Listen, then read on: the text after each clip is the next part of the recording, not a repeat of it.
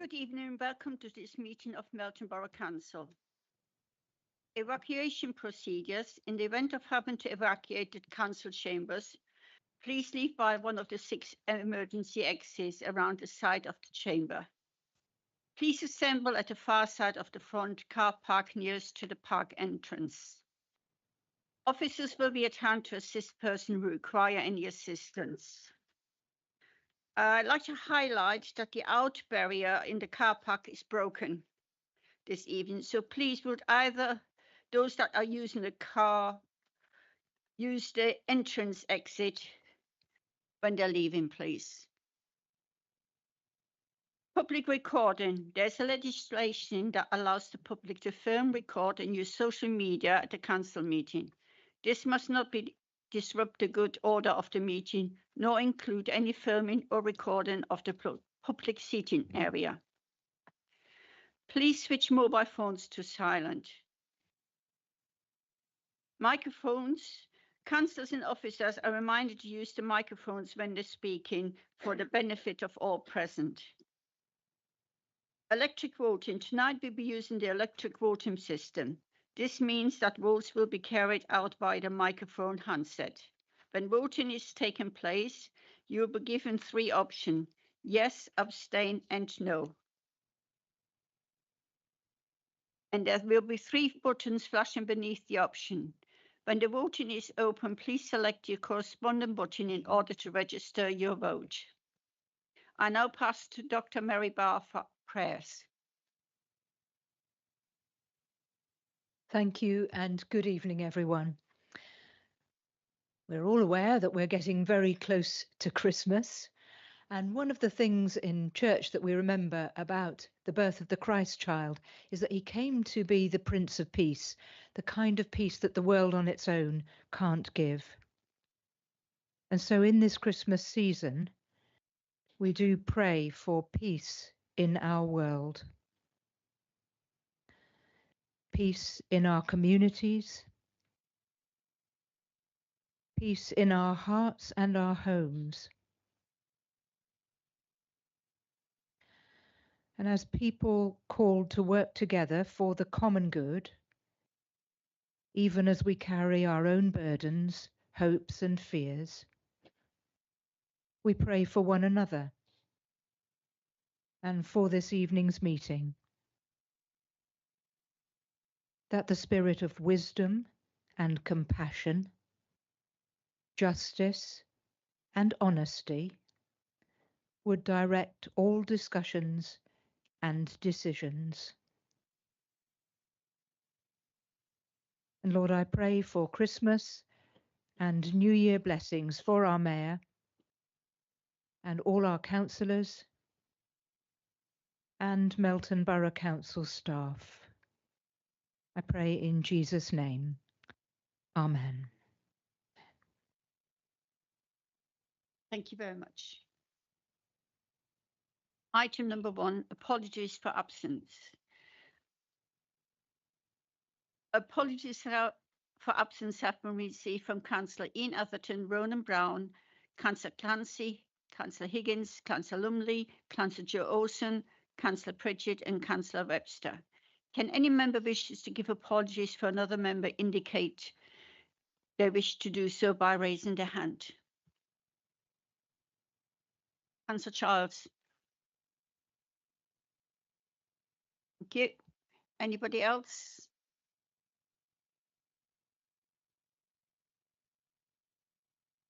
I can therefore confirm that we have 17 members present.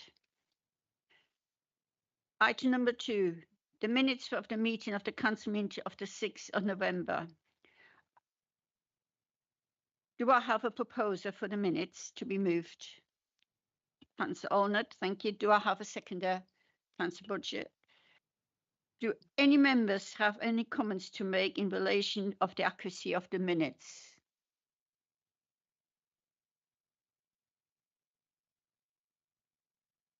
I confirm that no member or officers indicating the request to speak or proceed, so we proceed with a vote. We will now proceed with a vote. Please use the electronic system in front of you to choose either for, against, or abstain.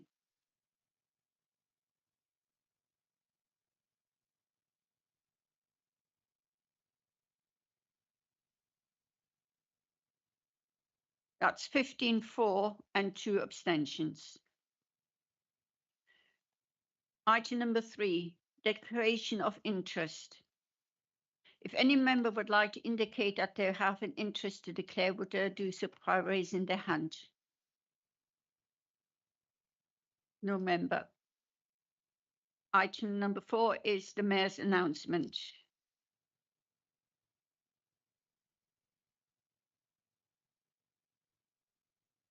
So I had quite a busy time since the last meeting. We took part in the Remembrance Parade, which was lovely to see so many people out on the streets, and it was a very, very moving event. I opened the 24-hour bowls event, which was really interesting. I even had to go myself, not very good at it. And one other item that I really, really enjoyed, on the 6th of December, I spent all day at the stock market for the fat stock sale and show, and then in the evening for the dinner. And I had a few dances with Councillor Sharp, and it was a fantastic evening. And Elaine Holmes won a prize for mince pies, if I collect correctly. Well done. I now move to item number 5, invite to the leader, Councillor Arnott, to provide his announcement.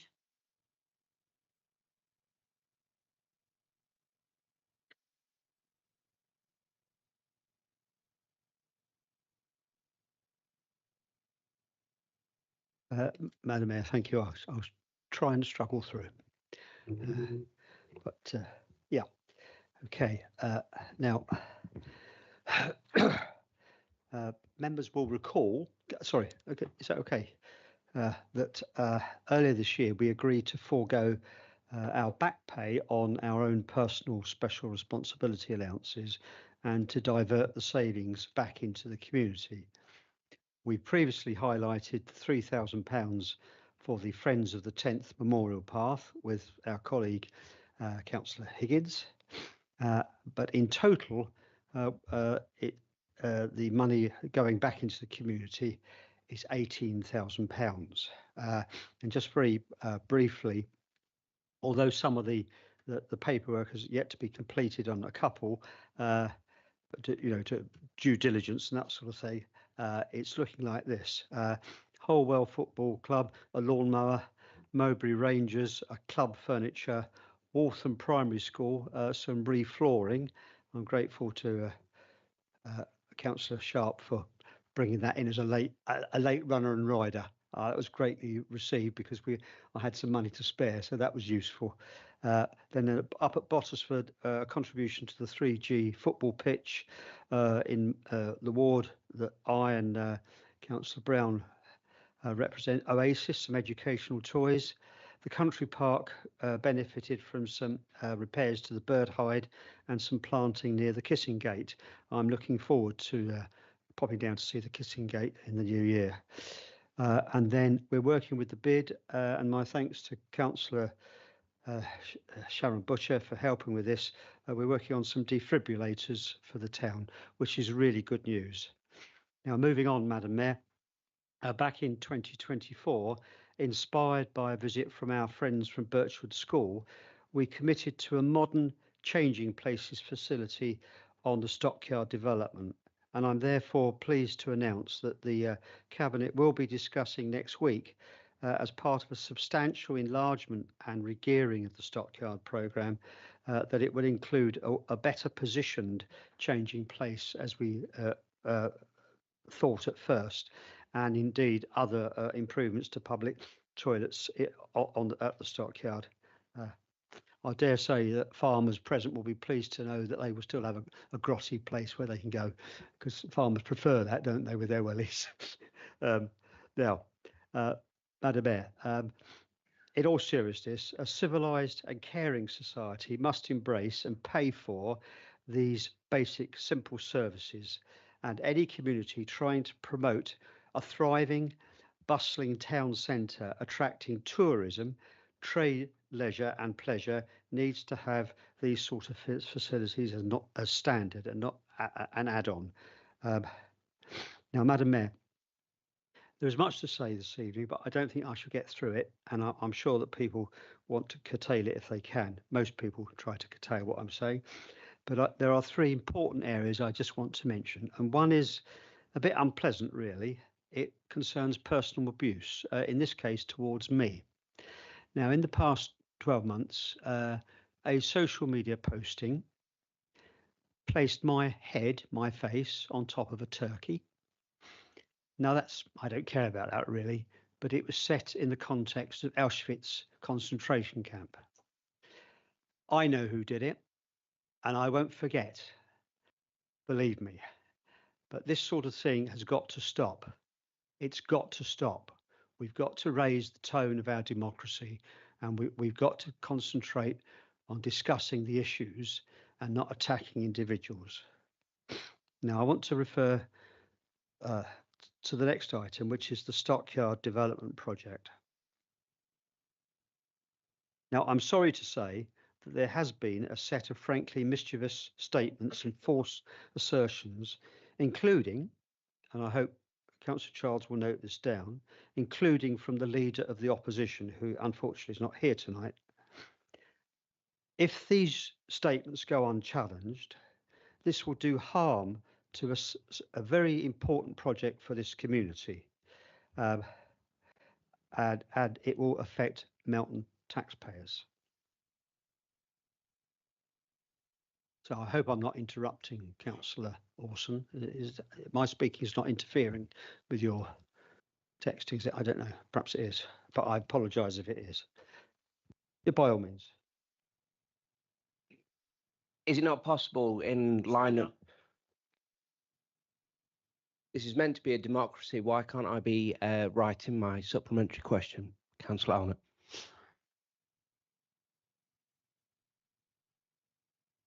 Can I remind people that we are civilized people and I expect people to behave in such a manner, please?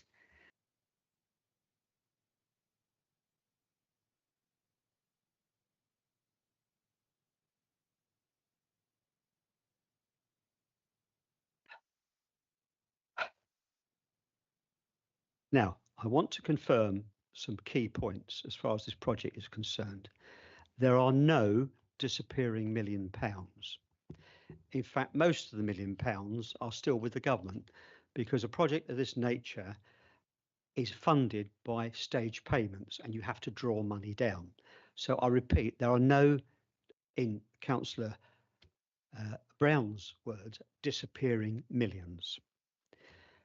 The programme budget is stable and the programme implementation is on time. Of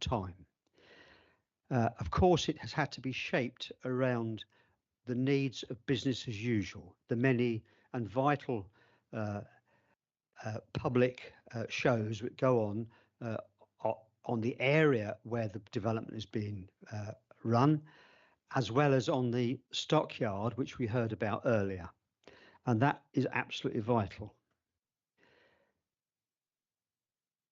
Next, as I've mentioned already, the programme is being expanded. It's not contracting, it's expanding. Now, the original programme did not include Site D of the stockyard, which I'm sure every member is familiar with. When I first visited the site, the traders there complained to me about a leaking roof that had been leaking for 7 years and an uneven floor. And I undertook to do something about it if I could, but I pointed out that it was not part of the programme. And in fact, very little on Site D was part of the programme, apart from the walkways and public toilet provision. What we've achieved is to embrace those other parts, those other elements. So we're going beyond the original plan and we're expanding it and improving it. It would have been very sad indeed if we had constructed a really spanking new Site E and then Site D remained as tatty as we all know it is now. So I think that's a bit of progress. And it's come at a bit of a cost, a bit of blood, sweat and tears, but it's going to start in the summer. No question at all. I also want to say we're not giving preferential treatment to any contractors. That's what I was told when I was first elected. I was even told by one rather silly trader that he thought Joe Orson and the chief executive had backhanders from Gilstream, which of course was nonsense. Nonsense. And I defended Joe Orson and the chief executive. So there are going to be no preferential treatment of any commercial concern. Everything will be let out on a proper commercial basis, and we will protect taxpayers' money. There will be no going back to the silly ways of COVID, where anybody could turn up and get a bag of gold. That's not my way. And I want it clearly understood. But of course, all the contracts will also provide for local provision as much as possible. Now, moving on, Madam Mayor, with respect to the college campus and the theatre. I've heard and read in the last 5 days while I've been sitting in bed, such a lot of tripe, such a lot of deceit, such a lot of contrived angst about a subject which everyone has been known about since long before I got on the council. And that's the fact that the college there is in decline. Now, members will be aware that I wrote to the Secretary of State for Education following the budget, only just last week when I wrote, on the subject of post-16 special educational needs and vocational training, and the last bit is, of course, at the heart of Councillor Thwaite's question to me this evening, and a very good question it is too.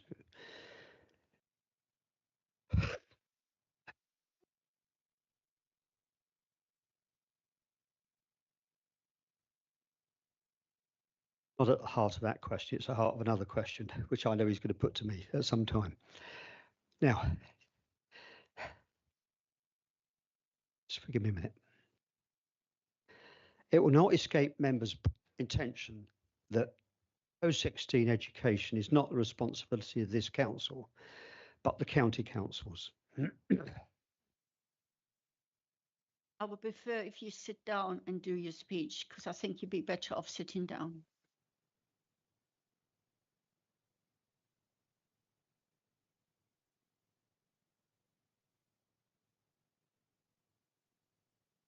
You don't have to call the ambulance. It's okay. Oh.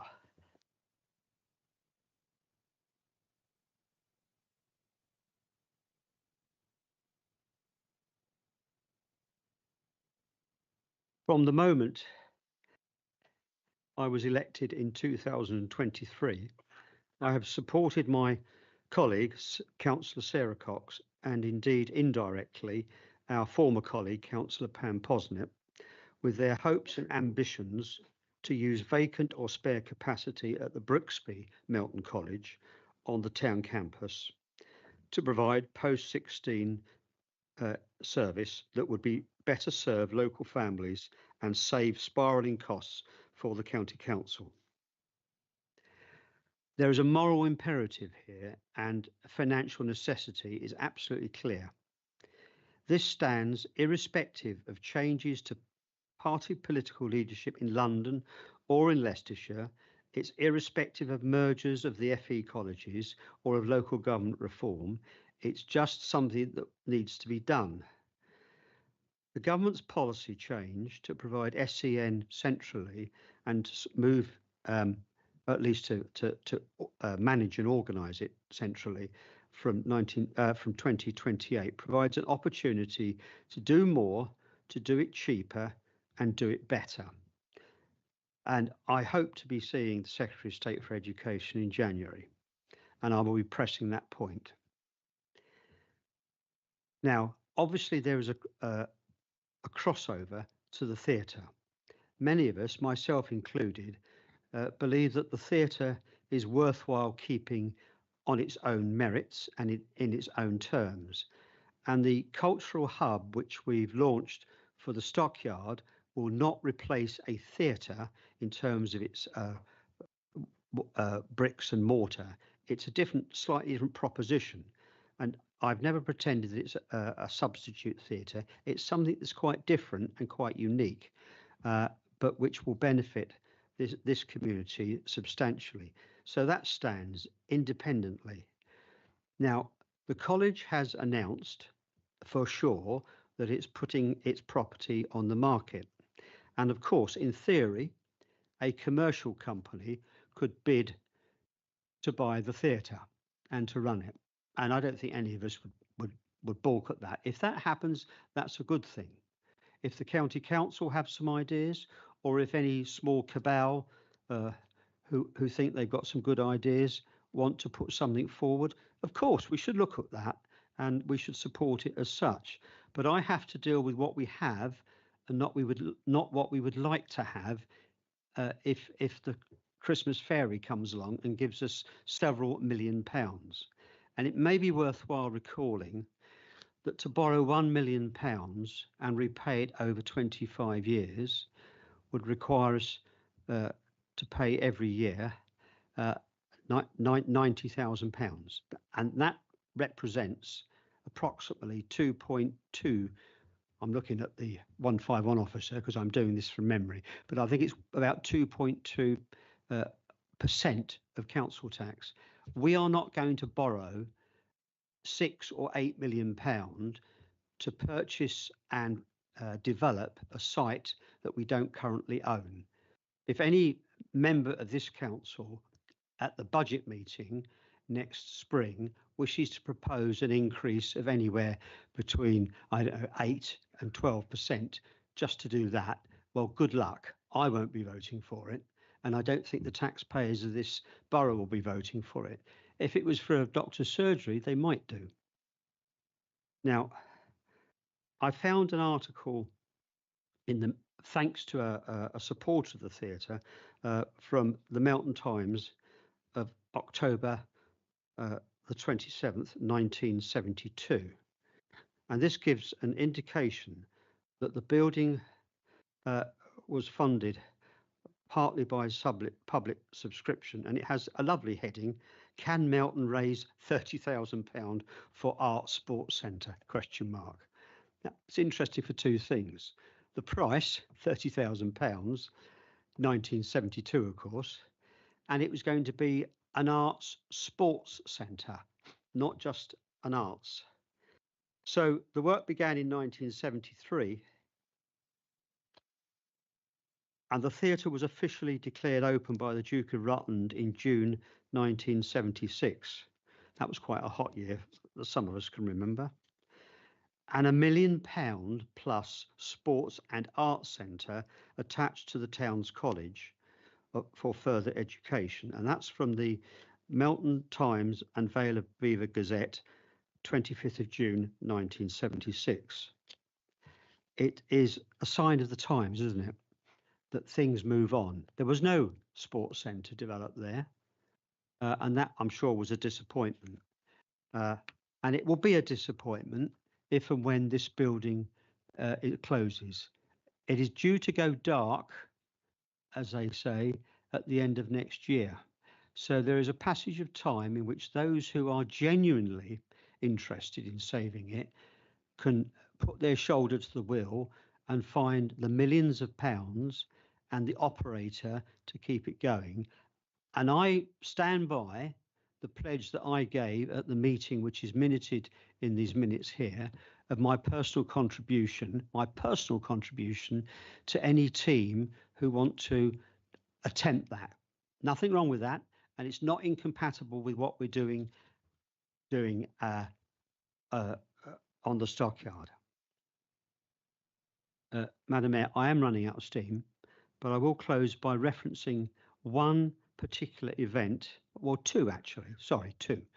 October 2023, Councillor Margaret Glantz and I attended a meeting with the then leader and deputy leader of the county council, and I asked two questions of them.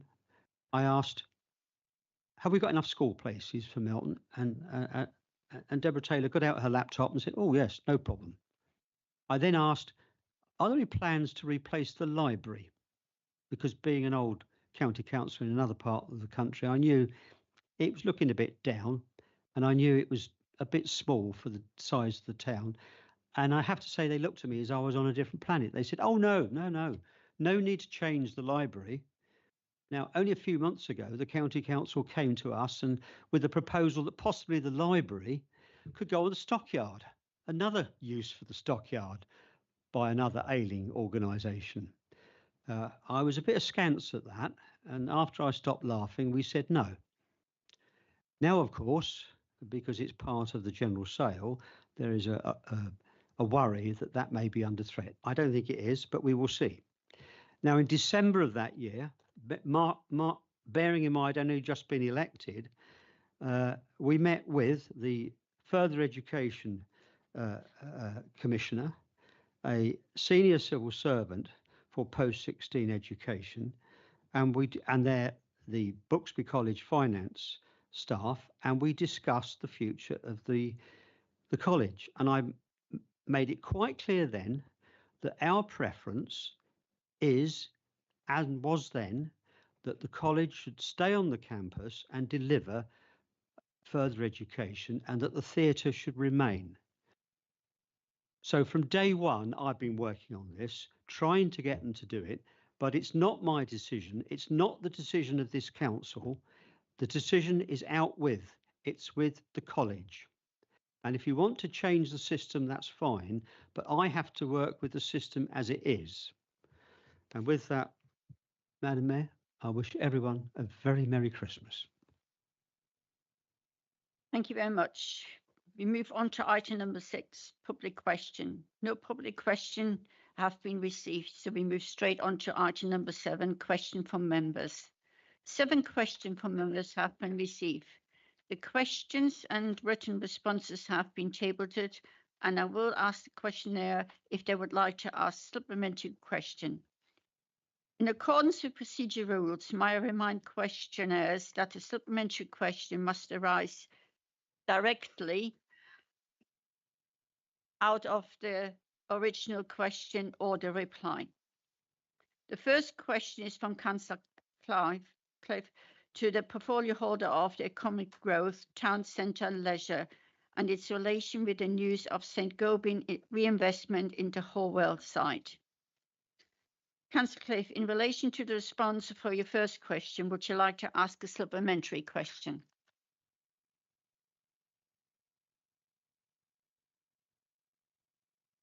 Thank you, Madam Mayor, and thank you to the portfolio holder for a very comprehensive reply to my initial question.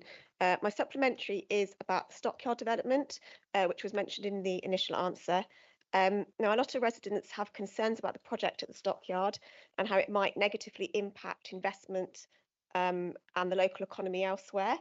Obviously, we inherited this project, but it's for all of us to make it a success. So, can the portfolio holder speak more to the ways in which the investment there will actually have a positive impact on the town of Melton and perhaps even the borough as a whole? Thank you.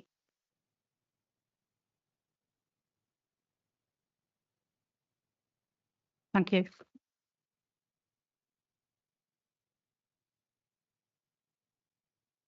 In April 2024, an independent assessment and report on behalf of Melton Borough Council was issued, investigating the possibility of any significant adverse impacts on the town centre in terms of investment, trade, turnover and overall viability, and viability as outlined by paragraph 94 of the MPPF. It found that the project is likely to enhance the viability of Melton Mowbray and represents the kind of investment that should be supported and encouraged. The assessment and its findings are available to members should they wish to read it. I also like to point out the updated inward investment prospectus, providing a clear and compelling showcase of opportunities across the borough. There is proactive business engagement, leveraging of the stockyard investment, infrastructure and planning initiatives, asset development programme, planning productivity, and regional and national promotion. So there's quite a lot of work going on all the time from our officers. We take this seriously, and every opportunity we can get, we Thank you. The second question is from Councillor Joe Olsen to the Leader of the Council, and it is in relation with the Councillor Carter point and order invention at the last council meeting. Councillor Joe Olsen is not in attendance this evening, so he's unable to ask a supplementary question. The third question. What point of order, Madam Mayor? Can I just say, I accept he's not here. If he does have a supplementary, I would be very pleased to answer it in writing. Thank you. The third question is also from Councillor Joe Olsen to the Leader of the Council in its relation with the governance review. Again, Councillor Joe Olsen is not in attendance this evening, so is unable to ask a supplementary question, and the same goes again.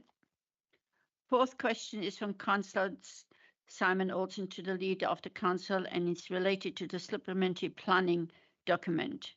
Councillor Simon Olsen, in relation to the response for your second question, would you like to answer a supplementary question? Thank you. So can we be clear, if the Leader has been criticising the County Council, as his answer suggests he has not, or is he misleading the Council in his answer? Will the Leader agree to publish all the emails on the subject in line with the request Councillor Joe Olsen made to the CE 2 weeks ago, when he still hasn't received?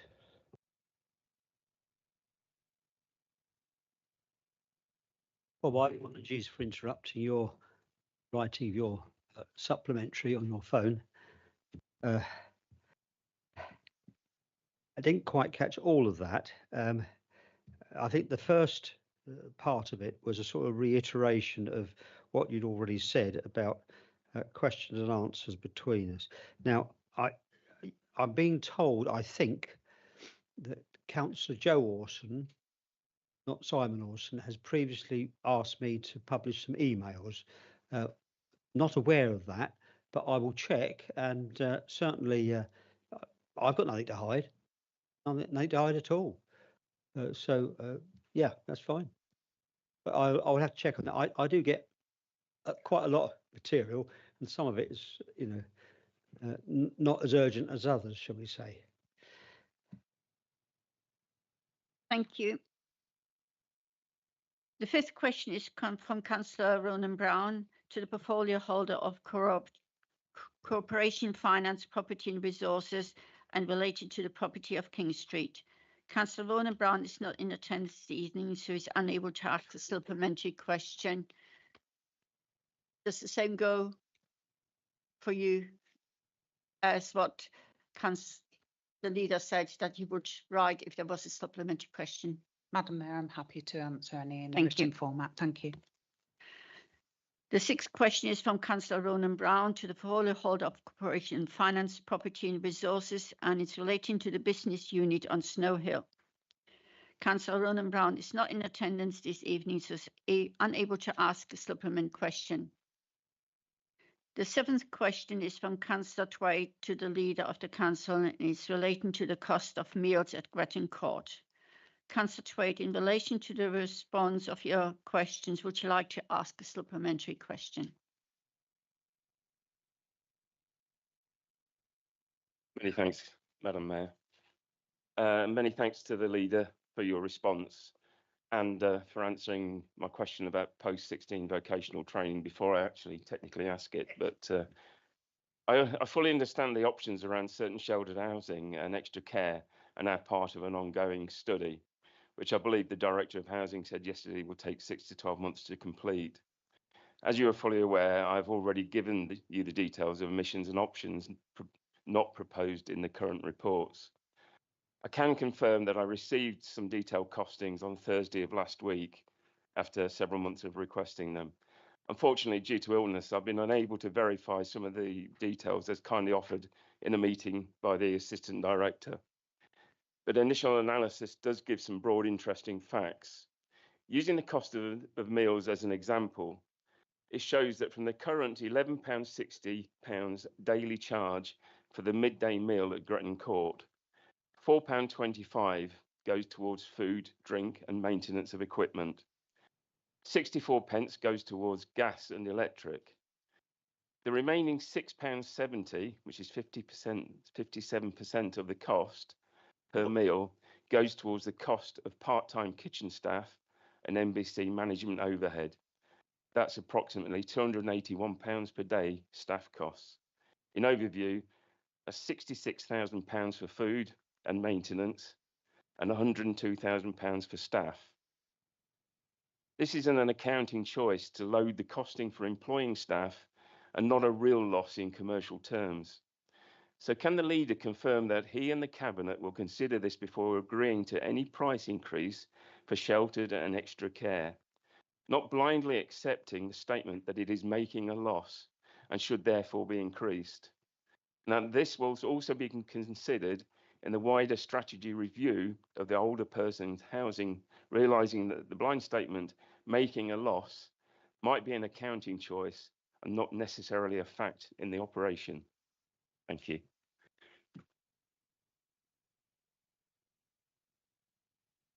Madam Mayor, I'm always inclined to agree with Councillor Thwaites when he has a go at the accounting conventions in the public service realm. And I noticed that he lumped together the cost of staff with the cost of overhead staff, if I can put it that way. Now, we can decapitate the overhead, so to speak, but you can't decapitate the staff because they do the work. And I think that's at the core of the problem. But I think the particular question was whether we would consider everything that he said thereafter. And that, of course, is yes. And providing that both he and I survive a few more weeks, I look forward to having a better roundtable discussion, looking at the data in detail, rather than debating the detail, if you see what I mean. But I think it's a fair point, well made. Thank you. Item number 8.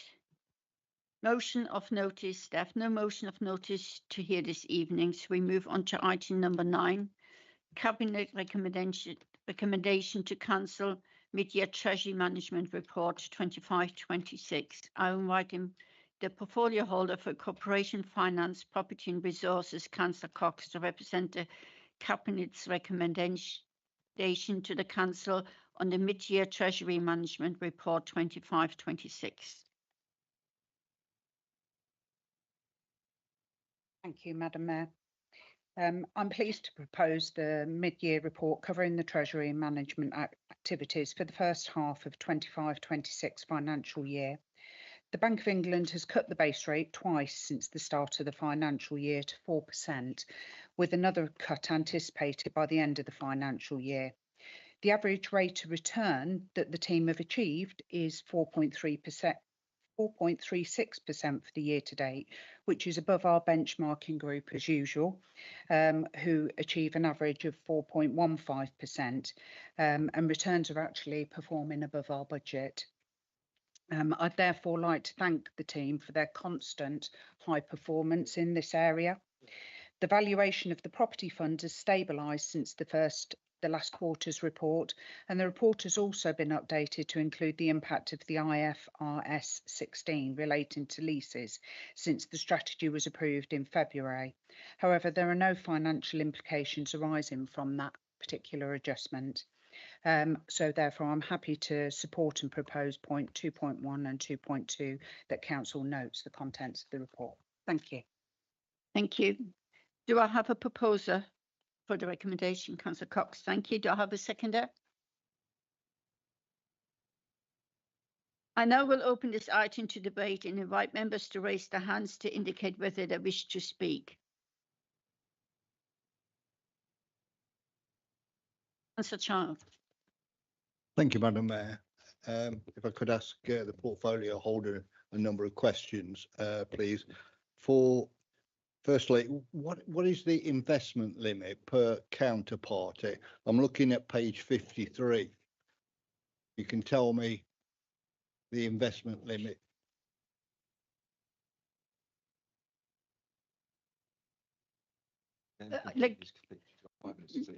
Councillor Childs, let's listen to everybody's question and then Councillor Cox will answer all the question in one go. Okay, thank you. Right. Okay. It'd be handy to know for future reports what the key denominator for each colour on the left. Are you looking at the sheet 53? It is page 53.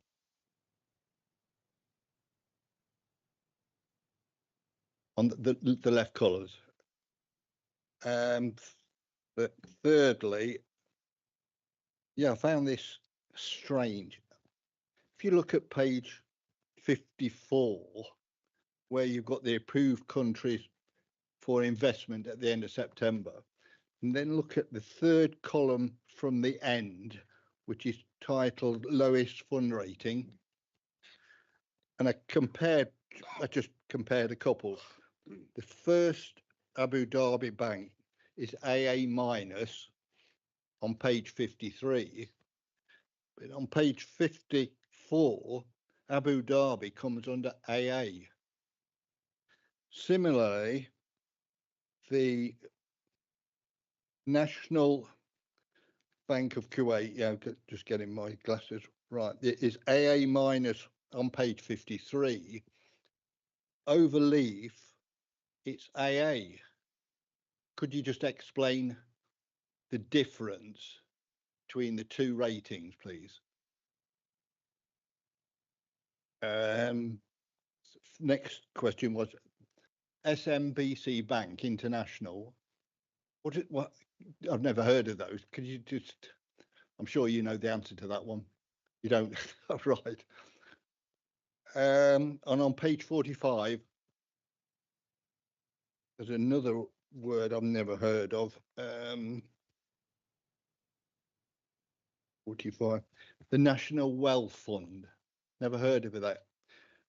It will lend to local authorities on a certain criteria. Could you just tell me what the criteria is for future reference? Thank you, Madam Mayor. Thank you. Anybody else got any questions before we go to Councillor Cox to answer the questions? No? Councillor, would you like to answer those, please? Thank you. Well, I think as we've got quite a list there, I think some of your points are very well made in terms of the key denominators. I think it needs to be clearer for all members to understand. So those ones I'm happy to take away. In relation to Abu Dhabi, I don't know exactly why it was different. I've looked at the dates. It might be that Abu Dhabi was reassessed, or each country gets reassessed by the IMF quite regularly, and their criteria changes as Britain's does. So I'd have to clarify with the team if that is an error, or if it in terms of the paperwork being prepared, or if that country was reclassified. In relation to SMBC Bank, I don't know who they are, but I do know that their criteria is an A category and therefore a minimal risk to the council, and that meets our criteria, so I'm quite happy with that one. In relation to the other questions, I'm quite happy to discuss that with the team and come back with a written answer for all members. Thank you. And that's good. Can I go back on that? No. No. Okay. Thank you. That concludes the debate, and the recommendation is to note, and I confirm that this report has been noted by the council. I think this ends. So with no further business, I declare this meeting closed. May I ask this? I'm sure you will indulge me, Madam Mayor. Just want to say that farmers and everybody on Saturday, not just farmers, but local people, thought you did a wonderful... Madam Mayor, point of order, please. We ain't voted on this thing before she goes on. We ain't voted. It's no vote. It was for no. Vote. Sorry, I do apologise. Thank you, Madam Mayor. Would like to say how fantastic you were all day. We want to thank you very much. Farmers are in a terrible problem at this time. More deaths from farmers than anywhere else. That is suicide. I don't want to talk about that, but I just want to say thank you very much on our behalf. And I just wish everybody a happy Christmas. I do think Councillor Thwaites probably, and certainly the leader, ought to go home. Apparently, as I was coming today, 6,000 people were going a week to emergency at Leicester Royal Infirmary for flu. So, but thank you very much, Madam Mayor. Thank you. Right. I closed this meeting at 16 minutes past 7. And before you all disappear, I would like to invite you to some mince pies, pork pies, and some drinks at the back of the room. Merry Christmas. Members, ladies and gentlemen, please be upstanding for the Mayor of the Borough of Melton, Councillor Siggy Atherton.